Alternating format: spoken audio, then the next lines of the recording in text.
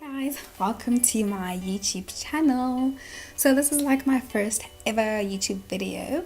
I'm supposed to be doing this whole YouTube thing with a friend, but she's all the way in PE, so obviously we can't be in this video together, but she'll definitely pop in whenever she's around. Yeah, for those of you who don't know me, my name is Naledi, and thank you so much for tuning in.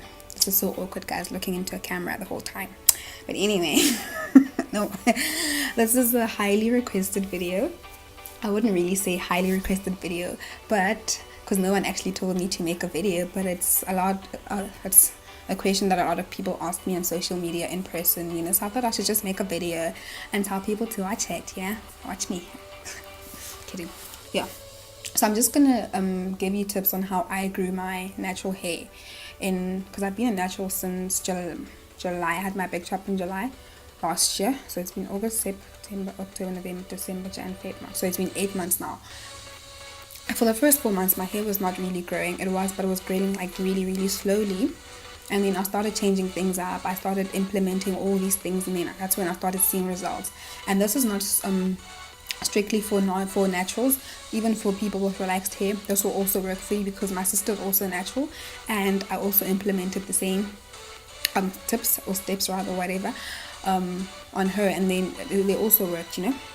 So yeah, and I'm not saying that this is the only way to grow your hair. And if you already have something that you're doing to grow your hair and to help your hair and whatever, don't now stop what you're doing if it's working for you and do what I'm doing, you know.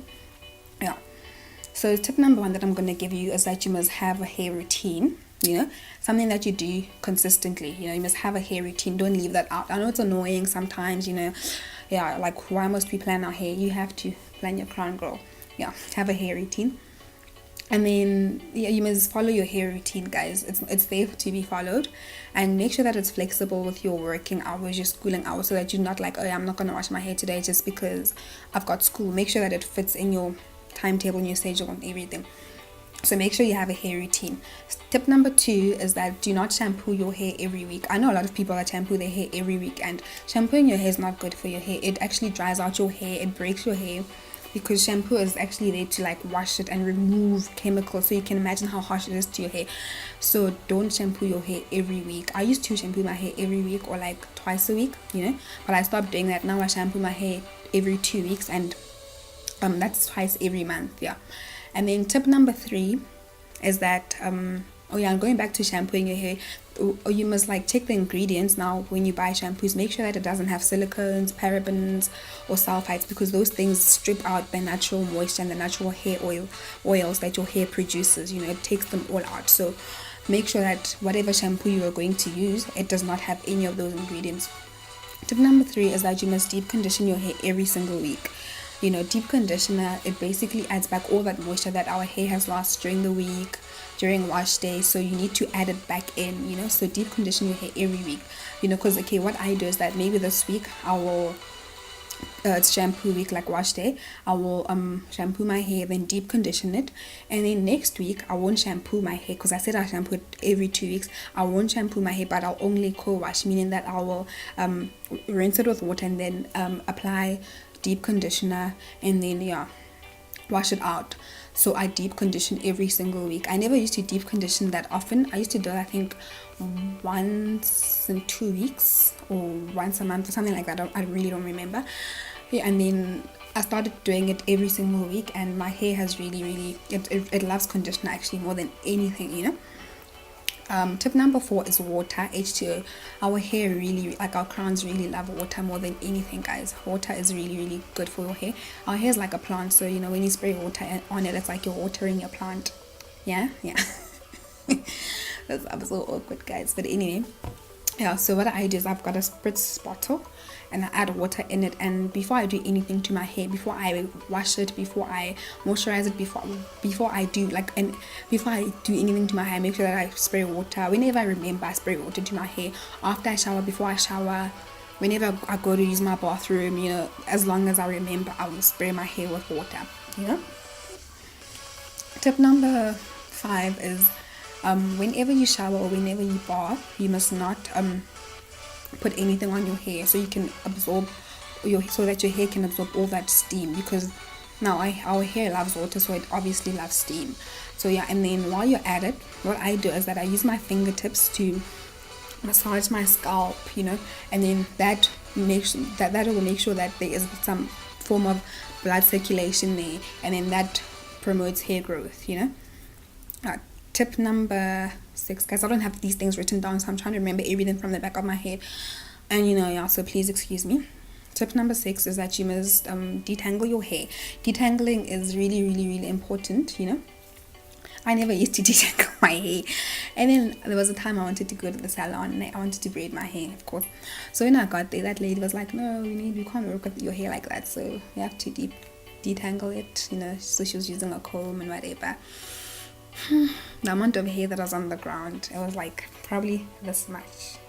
So it was really, really painful because I never used to detangle my hair. So make sure that you detangle your hair at least once a week or twice a week. Actually, I do it every time before I style my hair. Don't think that my hair is tangled. It's not. It's just very, very curly and it looks dry, but it's not dry. So don't worry about me. Worry about you, girl. Yeah. And then you must also try to finger detangle rather than using a comb, or because then finger detangling is more gentle to your hair. Let me just show you what I mean by that. As you can see, I'm just gonna try finger detangle. As you can see, you just like basically separating your hair, and if there are any tangles, they will come out. And then I don't have any combs. I don't own any combs. So let's just pretend that my hand is a comb. So this is what a comb does. I can't even get it out. It's not even going through. See, this is what a comb is doing. It pulls your scalp. Yeah, it really pulls. It's pulling, and it's very, very painful. So I'm not gonna try pull my hand out. No ways. No effing ways. Yeah. So rather use your fingers to detangle. Tip number 7. I don't even know which number we're on, but anyway, it doesn't matter, does it? Tip number 7. Always moisturize your hair. Moisturizing is annoying. Whenever you feel like your hair needs moisture, moisturize it. Don't say now, "Oh yeah, I moisturized my hair yesterday, I'm not going to moisturize it again today even though it's dry." You have to, girl, otherwise it'll break, it'll fall off. And the thing is with natural hair is that all our hair grows, the problem comes in when we have to retain the length, and then when your hair is not moisturized, when you've got tangles, your hair will break and you will feel like your hair is not growing, but it's actually growing because our hair grows from this thingy, the scalp, right? So now it's breaking from the tips, so you feel like your hair, the ends, you feel like your hair is not growing, but it actually is. Everyone's hair does grow. Tip number 8 is that you must keep your fingers out of your hair. Keep them out of your hair. I know your crown is beautiful, but like, keep your fingers out of your hair, because now you're creating tangles, you're breaking your hair. Yeah, I'm not saying don't touch your hair at all. Sometimes you can touch it, but then just like don't do it too much. Yeah. Tip number 9 is that you need to protective style. Protect your hair. So protective styling, what it does is that it keeps your ends away from each other, which will prevent tangles. So you need to like protective style your hair, and you need to do it every day. Unfortunately, don't go to bed with your hair just chilling. Like I used to do that a lot. Like that's all I ever did, because I'm like the laziest person ever.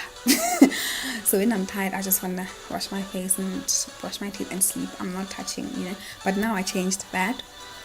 When I'm like really, really tired, what I do is that I just separate my hair in 2, and then I just put it in like 2 braid outs, sometimes 4 braid outs. Yeah, I usually do braid outs because they give me like a really good stretch. My hair doesn't even stretch. I don't even know why. Look, I had a protective style, but look at my hair. I think it's because it's very curly. But anyway, enough about me. So protective style, and if you're a girl that wears wigs, that is really, really good for you. So what you can do is that you can after your wash day, you put your hair in like the twist out. That's like also one of my favorite protective styles, in the twist out, because it really does keep the tips, the ends away from each other. And then yeah, you just put your wig on, but then obviously now when your hair needs that moisture, you add it back, and then you just keep that until the next wash day. And then yeah, you wash your hair, whatever, and then put it in twist outs and everything. Yes, that was tip number 9, I think. Yeah, I think it was tip number 10 is that, guys, refrain from using heat in your hair, on your hair. Heat is not good for your hair. It burns your hair will break, it will dry up. So like if you want to blow dry your hair, rather use like cold air rather than hot air. But yeah, rather do that. I remember last year as well, I went to the hair salon. I braid my hair at the salon, so whenever I say that I was at the salon, it means that I was going there obviously to braid my hair. So yeah, there's the lady, my hair wasn't washed. I was having like a very lazy morning that day. I went there just chilling, you know, I didn't even to style my hair the day before, just went there.